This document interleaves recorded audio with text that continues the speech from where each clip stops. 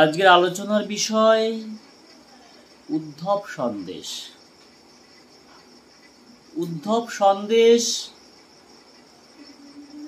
রচয়িতা ডাক্তার মহানম্রত ব্রহ্মচারী।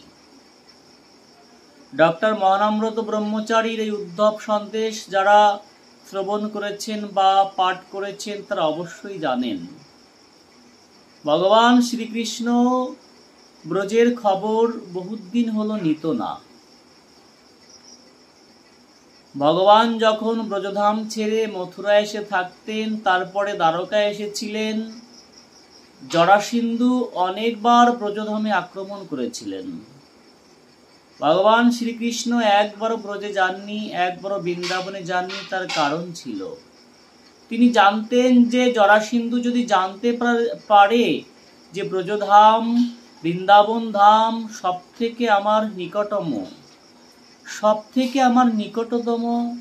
সব থেকে আমার আবেগের জায়গা, এই কারণেই তিনি বৃন্দাবনে যেতেন না।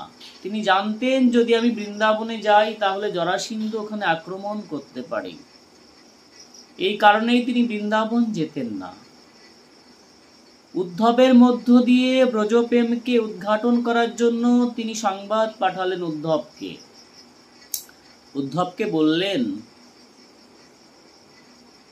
তুমি একটিবার ব্রজে যাও, ব্রজে গিয়ে খবর নিয়ে এসো গোপীরা সবাই কেমন আছে। নন্দ মহারাজ, মা যশোদা, রাধারানী সবার খবর একটু নিয়ে আসো, সবাই কেমন আছে। উদ্ধব মহারাজ মনে মনে ভাবলেন, আমি সাক্ষাৎ বৃহস্পতির শিষ্য, তারপরও বিদ্বান, একাধারে ভগবানের বন্ধু সখা, আবার তাহার দাদা।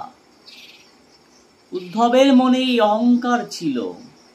এই অহংকারকে চূর্ণ করার জন্যই ভগবান শ্রীকৃষ্ণ তাকে ব্রজধামে পাঠিয়েছিলেন। উদ্ধবের মধ্যে জানাতে চেয়েছিলেন, দেখো উদ্ধব, ব্রজপ্রেম, ব্রজবাসীরা আমাকে কত ভালোবাসে, সেই ভালোবাসার কোনো তুলনা হয় না, একটিবার ব্রজে গিয়ে দেখে আসো।